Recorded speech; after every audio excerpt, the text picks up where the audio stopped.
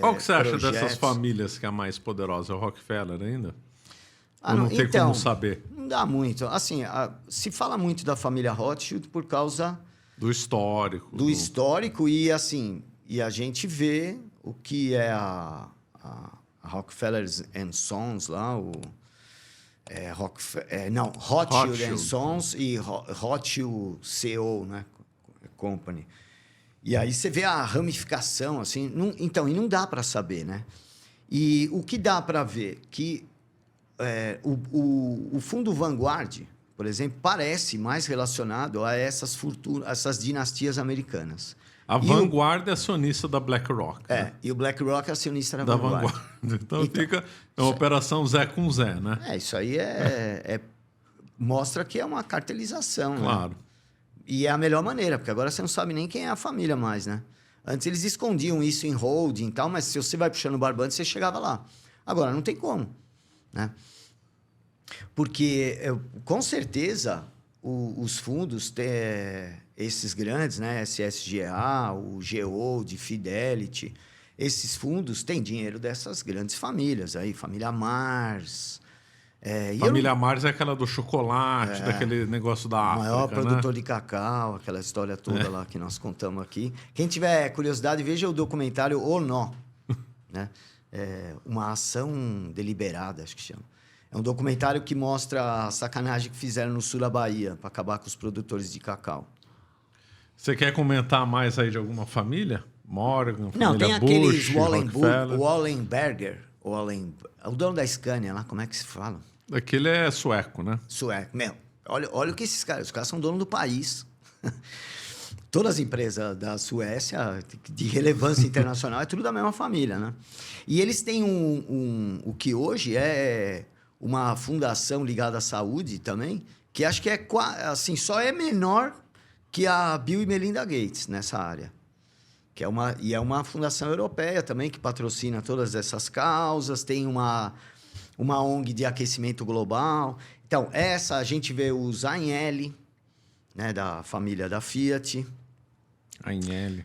São famílias... A família Agnelli investiu muito na Europa Oriental, né? O velho Agnelli investiu demais lá, ajudando a economias quebradas lá como o Rockefeller também, né? Da Europa Oriental. Você vê... E quando tem a Revolução Russa, né? Teve um sueco que ajudou também. Você lembra o nome dele? Não é esse? Que é o mesmo que era da Scania? Um agente acho que é Wallenberger. Vê se alguém escreve o nome certo. Se alguém souber, depois coloca lá. Ele ficou conhecido como o banqueiro da Revolução. Então. E na Revolução Russa, tinha aquele Alfred Milner, que era uma espécie de embaixador ali dos banqueiros também, um cara que participou da Chatham House, da criação do negócio de movimento pan-europeu, que depois vai virar a União Europeia, né? Então, e esse cara, e gente ligada a ele, como aquele... um cara que era da inteligência inglesa lá, não lembro o nome agora, e esses caras apoiaram o Lenin, né? Protegeram o Lenin, arrumaram um trem lá, um vagão blindado para levar o cara, isso, entendeu? exatamente. Levaram um monte de ouro ali, levaram um monte de coisa. Então, tanto é verdade isso, porque todo mundo falava só do JP Morgan, que deu o dinheiro lá pro Trotsky, né? Mas teve fala do Lenin, Loeb Kuhn, né? O banco Loeb Kuhn foi um dos financiadores. Loeb Company, não sei como pronunciar. Eu também não sei. Escreve Loeb Company. Que é também tem conexão com o Goldman Sachs, assim, conexão familiar. Um dos caras lá, depois vai ter conexão. Depois entrou... Você conhece a história do Armand Hammer?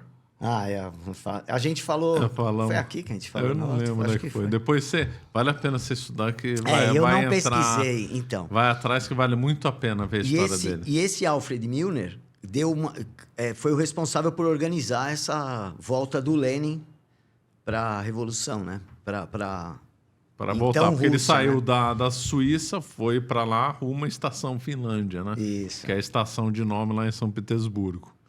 E aí, logo depois da Revolução, eles pagaram isso, cara.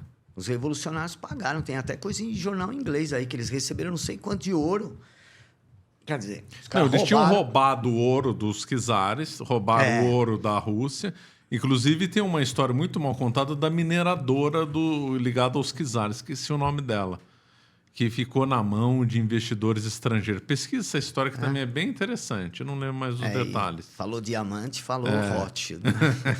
Bom, e Rockefeller também, né? Você vê, tem um agente da CIA que fala que o Rockefeller foi quem colocou de volta lá no poder, tirou da cadeia o Mandela e pôs no poder, né? Tem um agente da CIA que fala que ele que foi lá a serviço desses banqueiros aí, representados pelo Rockefeller. É sempre bom falar que a gente fala o nome de uma pessoa, não é especificamente o cara, né? Claro. São as forças... ligadas a ele, que nem o Elon Musk, quando compra o Twitter, ele juntou um monte de investidor ali, que virou sócio... mas ele está na liderança dele. Então, são essas pessoas, né? E nesse caso, com o Mandela, a troca falou, a gente te põe no poder, mas a gente quer as concessões de diamante, né?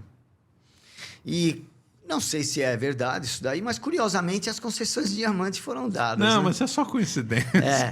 E não é nem só diamante, né? Tem uma série de outros materiais que às vezes até... A África do Sul é riquíssima em matéria-prima. Né? Você vê, a gente falou também na outra vez, aquele negócio incrustado lá, como é que chama lá?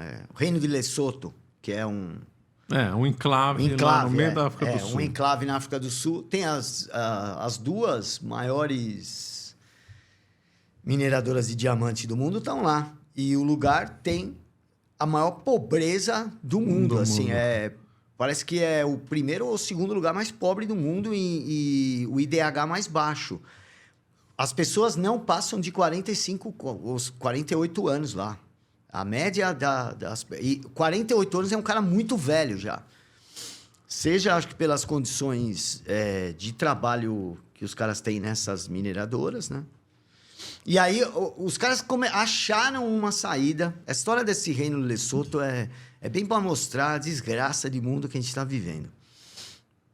Como não pode ser... só a explicação é diabólica mesmo. É porque esse reino de Lesoto, embora tenha riquezas naturais incríveis, né?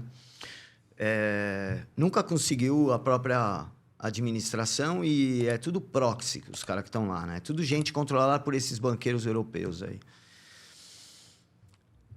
E quando foi lá, acho que um americano, o cara foi lá e viu que as mulheres lá faziam uma pintura na roupa muito bonita, assim. É uma coisa muito característica, né? Um jeito de tingir a roupa. E o cara achou bonito, comprou aquilo, levou e colocou em moda, entendeu? O negócio. E começou a vender pra caramba. E o cara começou a ir comprar lá. Então, ele estava ajudando a comunidade. Criou um mercado ali que não tinha. Aí, um chinês passou por lá, né? Olhou, levou. Os caras estão fazendo aquilo lá de poliéster igual. Acabou o negócio lá. Todo mundo foi morrendo de fome. Porque agora quem compra é quem vende lá nos Estados Unidos, aquela coisa lá. Coisa é a China. A imitação é a China. Que nesse processo de construção aí da rota, a nova rota da seda, eles estão fazendo exatamente isso. Eles vão no lugar, vê as coisas, começa a produzir aquilo lá mesmo, que é aquele lugar mais barato, porque ganha de escala, matéria-prima mais barata. Que nem o meu pai ganhou, já faz um tempo já, ganhou um barco, um amigo dele amigo nosso lá, foi para Fortaleza, e aí pegou aqueles barcos de madeira que os caras usam lá, não sei como chama aqueles barcos lá. Também não sei. Então, e é uma coisa super tradicional da região e tal, e aí ele deu uma miniatura de madeira. Embaixo, cara, escrito Made in China. Aí você fala, o artesanato... Pô, tem o barco do Nordeste. O artesanato, então imagina, né? É. E essa... Tem gente hoje... até tem um livro que o Renato até que me indicou. Que chama Desglobalização. Eu li um artigo. O livro ainda não li, mas tem um artigo ótimo, se vocês procurarem na internet, que chama Desglobalization mesmo, o artigo.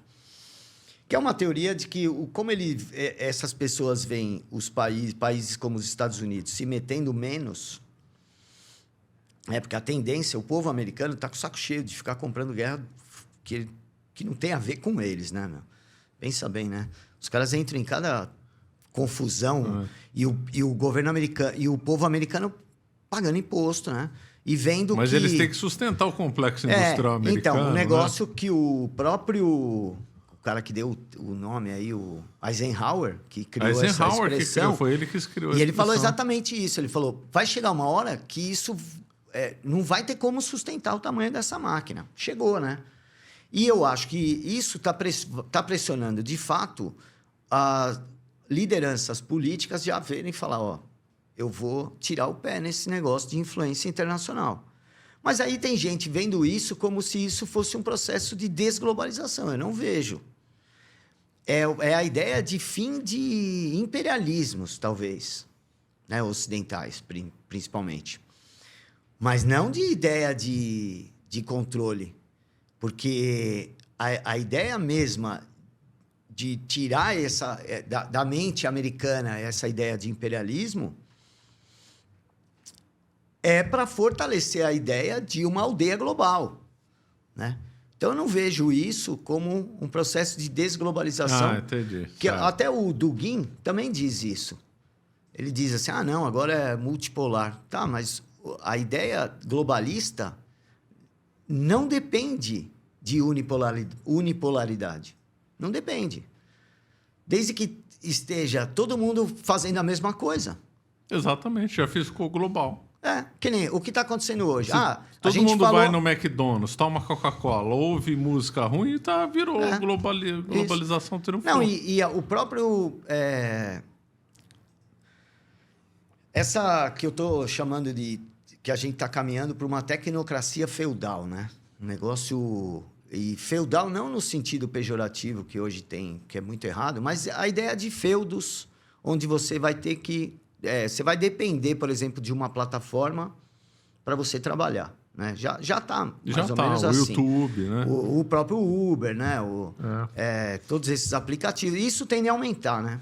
A uberização da economia, que tem um lado bom, mas tem esse lado também de criando, de certa forma, um novo formato de sociedade, né? Que eu não estou reclamando disso, eu acho não adianta reclamar do que é inevitável, né? Mas a gente está fazendo exatamente a mesma coisa, talvez em uma velocidade diferente do que está fazendo a China, a Rússia ou a Arábia Saudita. Qualquer um que você for olhar, está aumentando o controle do Estado sobre o cidadão por meio de tecnologia. Não está acontecendo isso em todo lugar? A China... 1984 é uma coisa generalizada. Quando a gente vê lá, fala, olha, a China está fazendo crédito social chinês. Nós não estamos já começando isso aí, a gente só está um pouco atrasado. Estamos alguns passos atrás. Mas essa tecnologia toda que estão colocando, para você pedir informação num órgão público, você tem que instalar um aplicativo. Você tem que ficar confirmando que é você com... você tem que confirmar que você é você. Reconhecimento facial, Eu fui essa semana na subprefeitura, que eu queria uma informação sobre IPTU. Você tem que fazer o cadastro, cara. Para pegar uma senha, você tem que se cadastrar e aí tem que entrar pelo aplicativo do celular. Eu falei, e se a pessoa não tiver um celular? Não consegue fazer nada. Não consegue ser atendido. E se você já usou serviço do governo federal, por exemplo, tem os níveis, cara. Tem nível prata, nível ouro de proteção. Então, aí, como é que o Renato Amoedo fala? Você pode ser gado gold e gado silver, né? Você vai ser o gado gold, né? Você entrega todos os seus dados, mostra a tua carinha, fala quanto você ganha, onde você mora, né? E aí você fala, qual a diferença disso daí? É verdade. Que, na minha opinião, a única diferença é que os caras são mais competentes. E aqui, você vê, os caras não conseguiram Ainda implantar o CBDC, meu. Deu errado aí, você viu? Imagina, né? Tem hora que eu acho que o que salva o Brasil é a incompetência. Incompetência ajuda e burocracia. o Brasil. Muito bom. Você acaba de assistir um corte do Caravelas Podcast. Na tela está aparecendo o episódio completo e outro corte. Muito obrigado pela atenção.